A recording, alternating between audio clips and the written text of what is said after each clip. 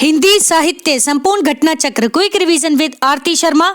दोस्तों, आपको मेरा चैनल पसंद आए तो इसे लाइक करें, शेयर करें, सब्सक्राइब करें। साथ ही साथ मेरे वीडियोस के अगले नोटिफिकेशंस को पाने के लिए बेल आइकन को प्रेस करें।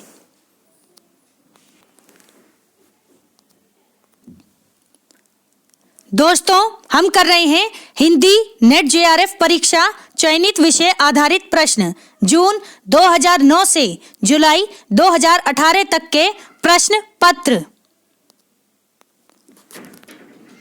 गौर करेंगे दोस्तों, ध्यान देना जरा। आज हम करेंगे दिसंबर 2013 का तृतीय प्रश्न पत्र। कौन सा? तृतीय प्रश्न पत्र का पार्ट 1। तो चलिए देखते हैं प्रश्न।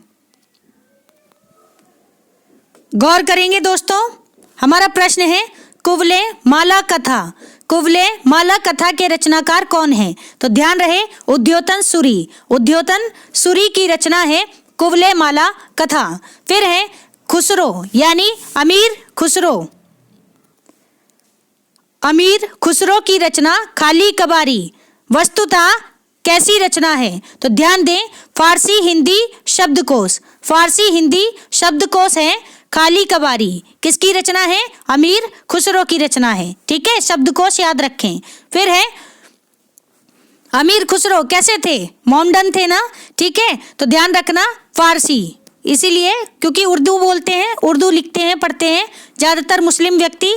तो ध्यान रखें, अमीर खुसरो फारसी हिंदी शब्दकोश के रचनाकार थे, जिसका नाम है खाली कबारी। ठीक है, खालिक बारी। ठीक है, कहीं कहीं नाम ये जोड़कर भी मिलता है, खाली कबारी साथ में लिख के भी देते हैं, ध्यान रखेंगे। फिर है विद्यापति जी। विद्यापति की पदावलियों को जीव और परमात्मा के संबंध का रूपक माना है। ठीक है, तो ध्यान रखें, किसने? आनंद कुमार स्वामी जी ने। आनंद कुमार स्वामी जी ने विद्यापति की पदावलियों को जीव और परमात्मा के संबंध का रूपक माना है। अगला प्रश्न है सिंधी भाषा। सिंधी भाषा का विकास किससे माना गया है? सिंधी भाषा का विकास किससे माना गया है? तो याद रखें, ब्राचड़ से। ब्राचड़ से सिंधी भाषा का विकास माना गया है। ठीक है, अगर आपके पास समय हो तो मेरे घटना चक्र के 100 से ऊपर के जो वीडियो हैं, लगभग 120 के आसपास, देख लेना। मैंने भी नहीं देखी काफ़ी टाइम से।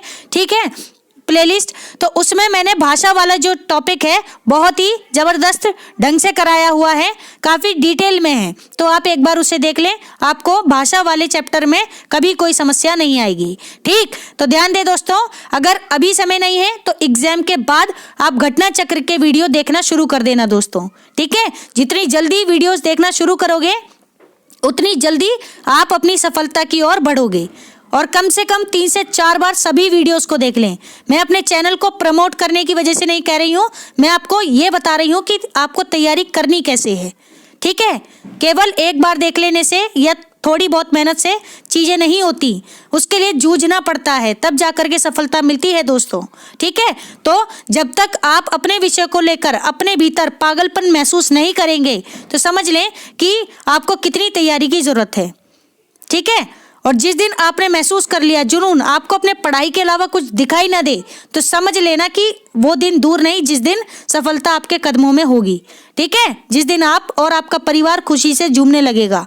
ठीक है, और उस दिन को इमेजिन करके पढ़ाई करना, और उस कुर्सी को, उस सीट को, उस जगह को दिमाग में 24 घंटे रखें दोस्तों, जहां आप पहुंचना चाहते हैं। ठीक है, इस इंट्यूशन पावर के साथ अगर आप काम करेंगे, इस इमेजिनेशन के साथ जिस दिन आप काम करना शुरू कर देंगे दोस्तों, समझ लेना आप बहुत ही जल्दी सफल होने वाले हैं। ठीक है, तो ध्यान रखें, आप फर्स्ट प्रायोरिटी अपने आप को दें, उसके बाद दुनियादारी को। ठीक, तो जरा ध्यान दें दोस्तों, सिंधी भाषा का विकास। सिंधी भाषा का विकास किससे माना गया है? तो ध्यान रखें, ब्राचड़ से। ठीक है, ध्यान रखेंगे। अगला प्रश्न है, क्या है? डोगरी, संथाली, बोडो, भोजपुरी। डोगरी, संथाली, बोडो, भोजपुरी भाषाओं में से भारतीय संविधान की 8वीं अनुसूची में शामिल भाषा नहीं है। ये बहुत बार रिपीट हो रहा है हर प्रश्न पत्र में।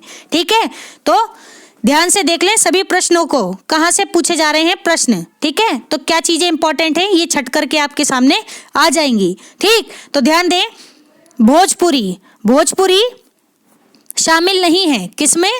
भारतीय संविधान की 8वीं अनुसूची में। इसके अलावा डोगरी, संथाली, बोडो, ये तीनों की तीनों भाषाएं शामिल हैं भारतीय संविधान की 8वीं अनुसूची में, जबकि भोजपुरी नहीं है। ठीक,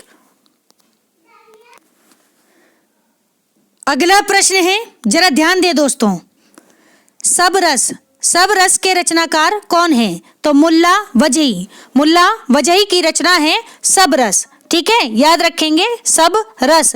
एक और है कुतुब मुश्तरी, एक रचना और है कुतुब मुश्तरी, जिसके लेखक भी कौन है? रचनाकार हैं मुल्ला वजही। तो मुल्ला वजही की 2 रचनाएं याद रखें, सब रस और कुतुब मुश्तरी। ठीक है, देखते हैं अगला प्रश्न। फोर्ट विलियम कॉलेज की स्थापना कब हुई? तो ध्यान रखें 1800 ईस्वी में। 1800 ईस्वी में फोर्ट विलियम कॉलेज की स्थापना हुई। ठीक है, जिसकी अध्यक्षता किसने की थी?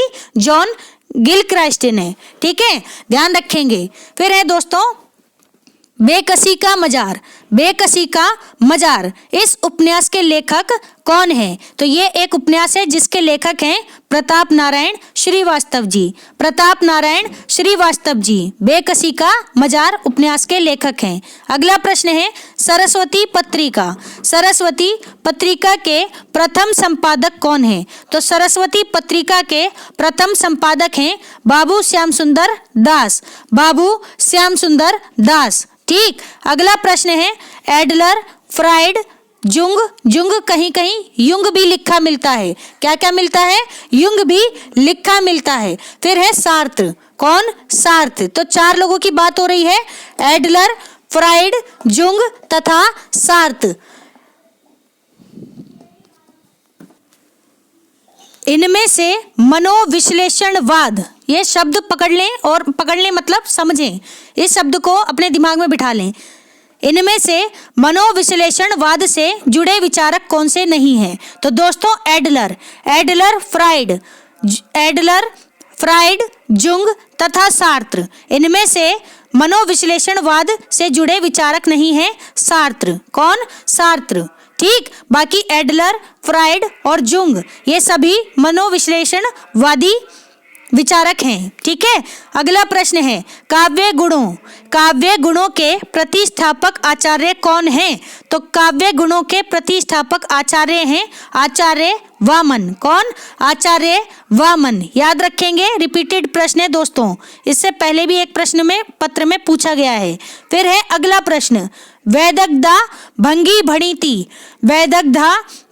भणिति, यह सूत्र किसने दिया है? तो ध्यान रखें आचार्य कुंतक ने। आचार्य कुंतक का सूत्र है वैदग्धा भंगी भणिति। ठीक है,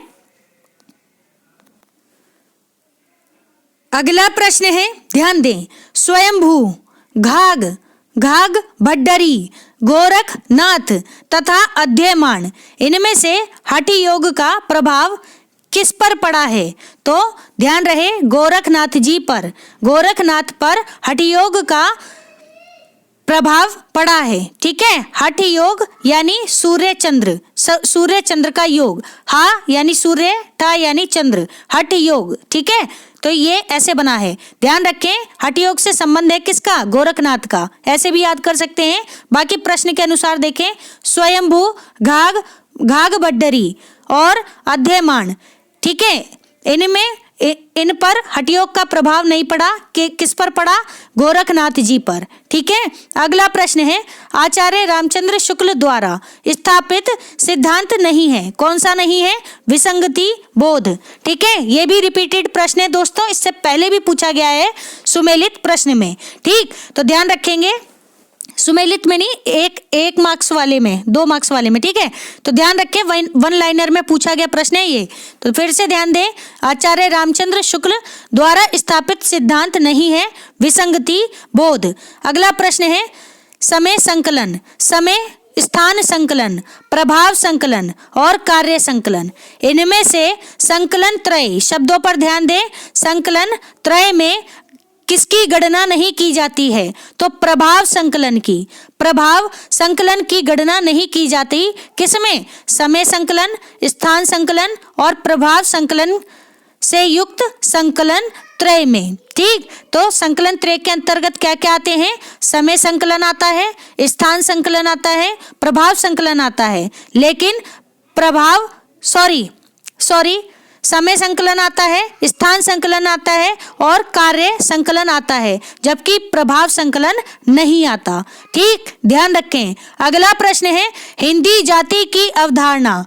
हिंदी जाति की अवधारणा के पुरुषकर्ता कौन है? हिंदी जाति की अवधारणा के पुरुषकर्ता कौन है? तो ध्यान रखें, रामविलास शर्मा। रामविलास शर्मा हिंदी जाति की अवधारणा के पुरुषकर्ता हैं। अगला प्रश्न है भाषा और साहित्य। भाषा और साहित्य के लेखक कौन हैं? तो ध्यान रखना, रामस्वरूप चतुर्वेदी जी। रामस्वरूप चतुर्वेदी जी भाषा और संवेदना के लेखक हैं। ठीक, याद रखें, रामस्वरूप चतुर्वेदी जी। अगला प्रश्न है नूतन ब्रह्मचारी। नूतन ब्रह्मचारी इस उपन्यास के रचनाकार कौन है? तो दोस्तों बालकृष्ण भट्ट। बालकृष्ण भट्ट का उपन्यास है नूतन ब्रह्मचारी। इसके अलावा प्रतीक प्रतीक तो आगे की पत्रिका है। हिंदी प्रदीप पत्रिका के संपादक भी रहे हैं बालकृष्ण भट्ट जी। ठीक, तो ध्यान रखें, प्रश्न है नूतन ब्रह्मचारी का उपन्यास है नूतन ब्रह्मचारी उपन्यास है किसका? बालकृष्ण भट्ट जी का। ठीक है, अगला प्रश्न है, जरा गौर करें दोस्तों, अंगद का पांव इस रचना के लेखक कौन है? तो श्रीलाल शुक्ल जी। श्रीलाल शुक्ल जी की रचना है अंगद का पांव। फिर है कालीचरण। कालीचरण किस उपन्यास के पात्र हैं? तो ध्यान रखें, मैला आंचल उपन्यास के। मैला आंचल फणीश्वर नाथ रेणु जी का उपन्यास है, 1954 में आया था, आंचलिक उपन्यास है जिसके पात्र हैं कालीचरण। ठीक, अगला प्रश्न है हिंदी की महिला कथाकार कौन सी नहीं है? तो महिला कथाकार नहीं है महाश्वेता देवी। ध्यान रखें दोस्तों। अगला प्रश्न है तुलसीदास की रचना में संत महंतों के लक्षण वर्णित हैं। तो तुलसीदास की किस रचना में संत महंतों के लक्षण वर्णित हैं? तो ध्यान रखें, वैराग्य संदीपनी में। वैराग्य संदीपनी, देखो वैराग्य किसे होता है? संतों महंतों को। तो याद रखें, संत महंतों के लक्षण वर्णित हैं वैराग्य संदीपनी में, और ये रचना तुलसीदास की रचना है। ठीक, अगला प्रश्न है दृष्टकूट पदों की रचना किसने की है? दृष्टकूट पदों की रचना की है सूरदास ने। ठीक है, किसमें? अपनी पुस्तक साहित्य लहरी में। ठीक, तो सूरदास की रचना है साहित्य लहरी, जिसके अंतर्गत उन्होंने दृष्टकूट पदों की रचना की है। अगला प्रश्न है सुख सागर इसके रचनाकार कौन हैं? तो ध्यान रखें, मुंशी सदा सुखलाल नियाज। मुंशी सदा सुखलाल नियाज। ठीक, ये सुख सागर के रचनाकार हैं। ठीक है, ध्यान रखेंगे।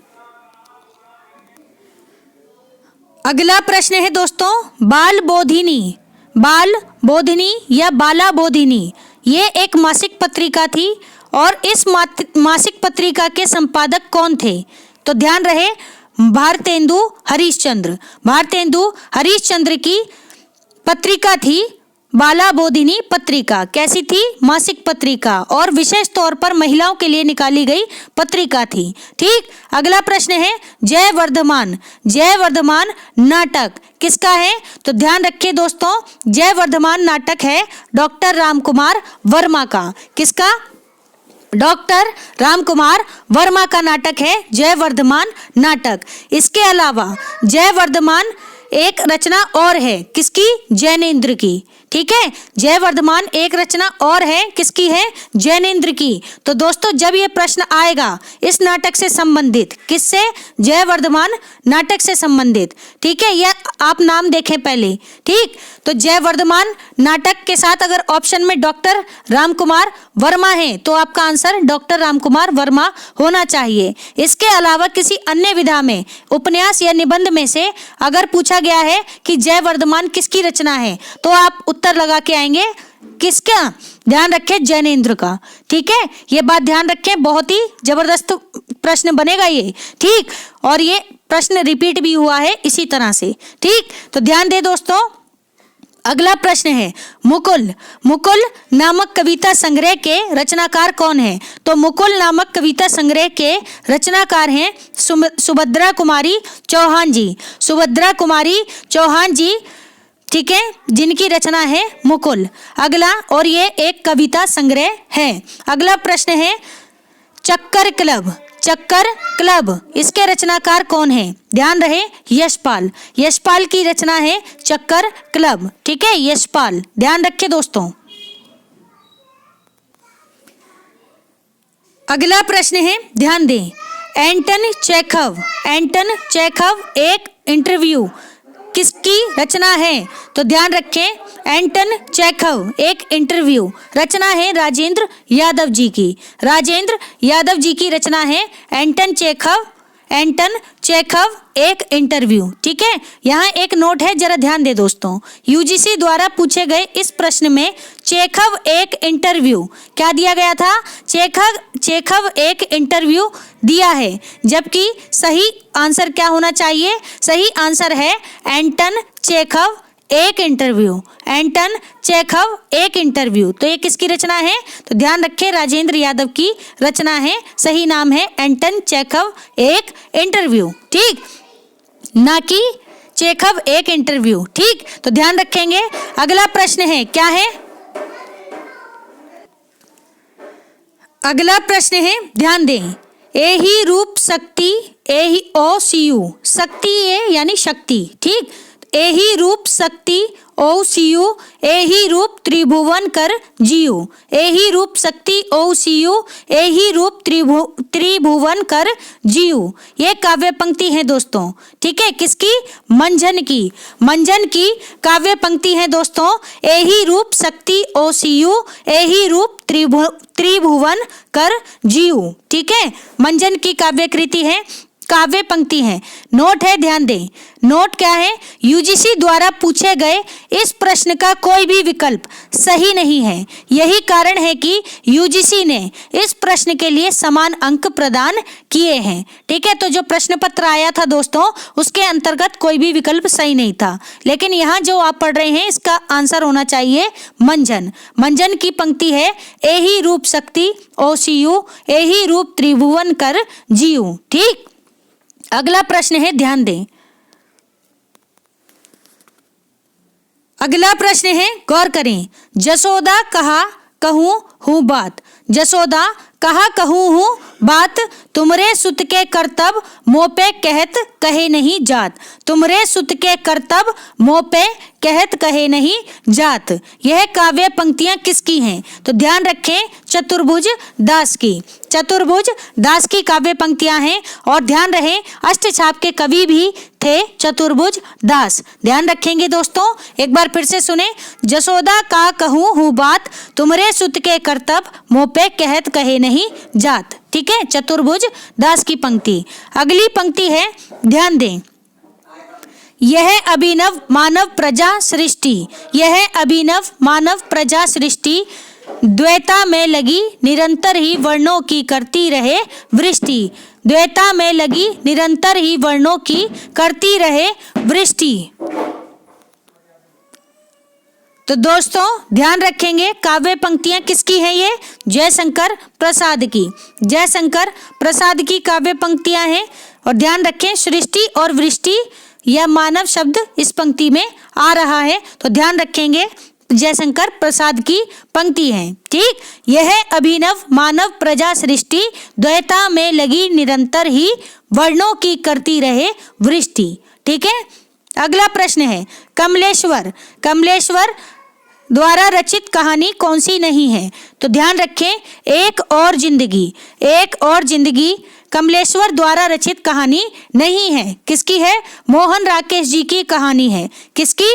मोहन राकेश की कहानी है दोस्तों, एक और जिंदगी। ठीक है, ना कि कमलेश्वर की कहानी है।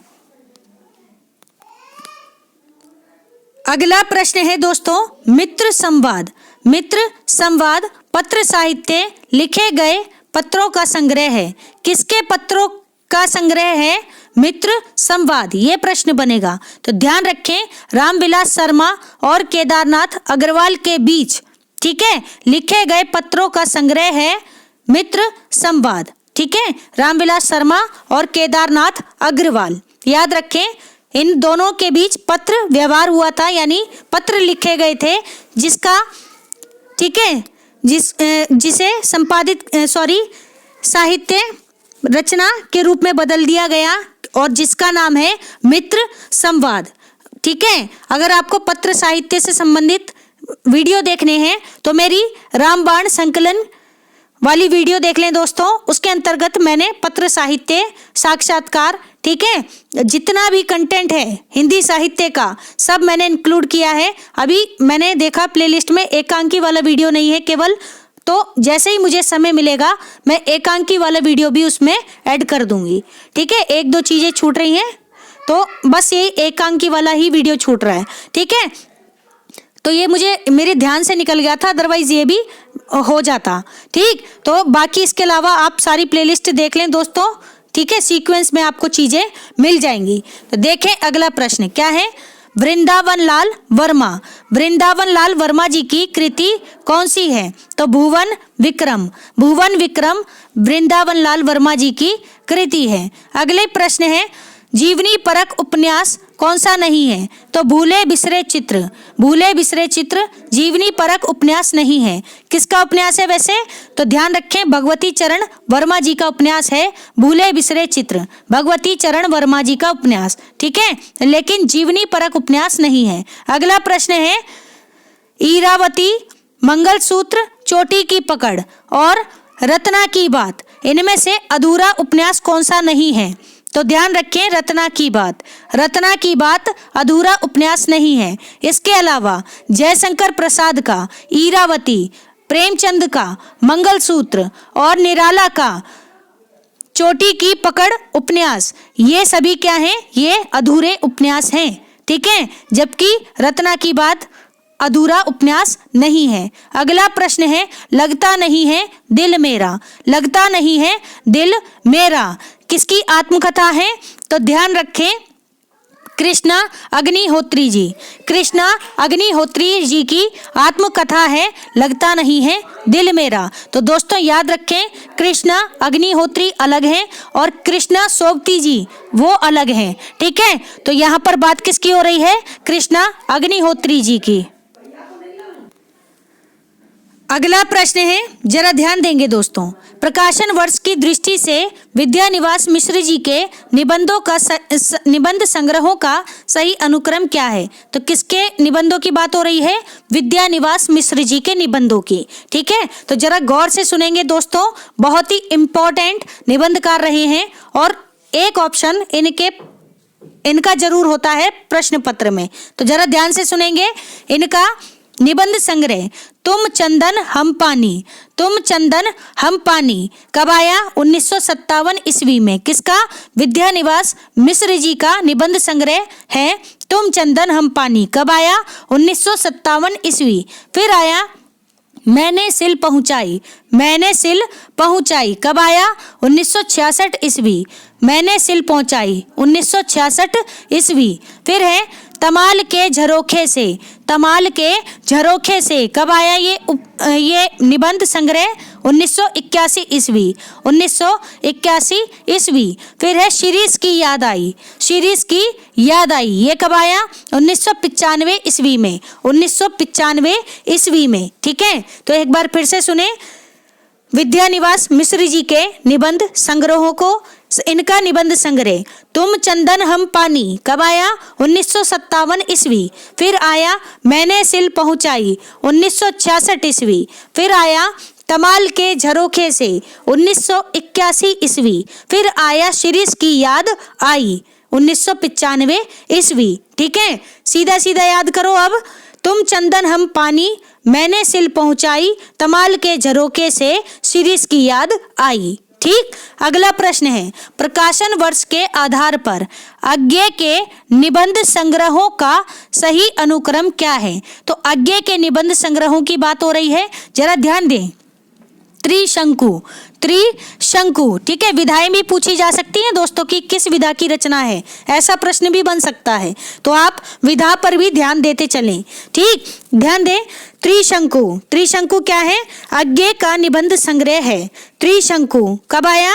1945 ईस्वी में, 1945 ईस्वी में। फिर आया आत्मनेपद, आत्मनेपद कब आया? 1960 ईस्वी में, 1960 ईस्वी में आत्मनेपद। फिर आया अंतरा, कौन सा?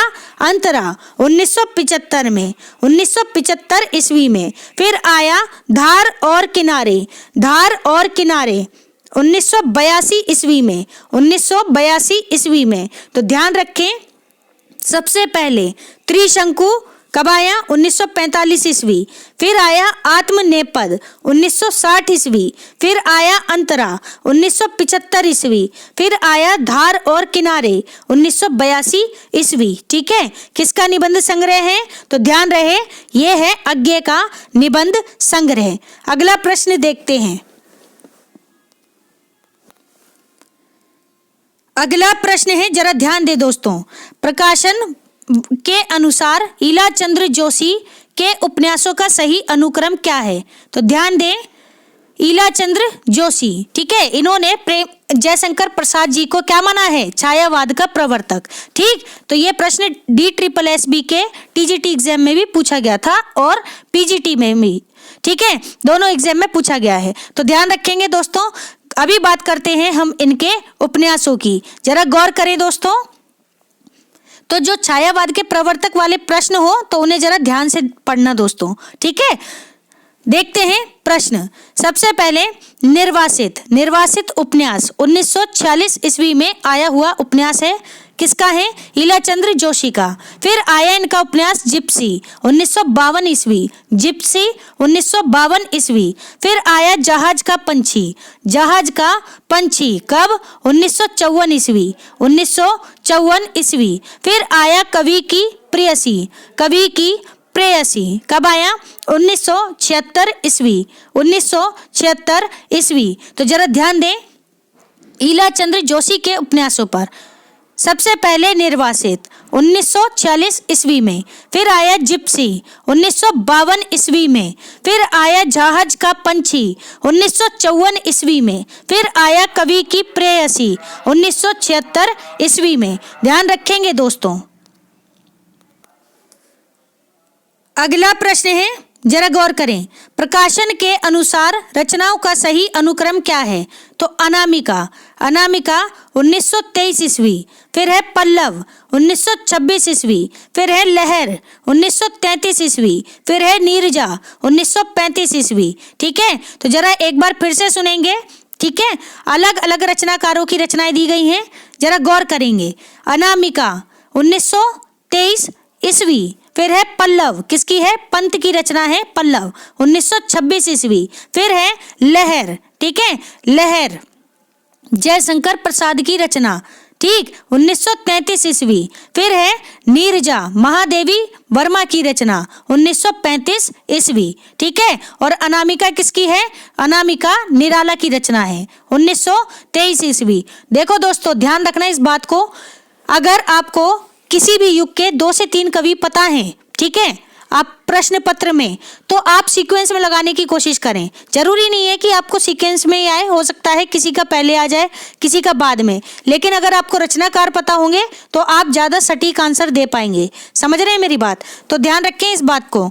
देखते हैं एक बार फिर से। प्रकाशन के अनुसार रचनाओं का सही अनुक्रम है अनामिका 1923 ईस्वी, पल्लव 1926 ईस्वी, लहर 1933 ईस्वी, नीरजा 1935 ईस्वी। ठीक है,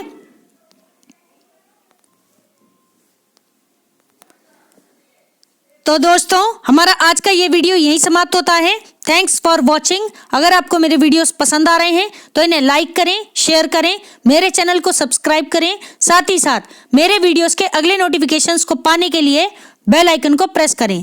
धन्यवाद दोस्तों।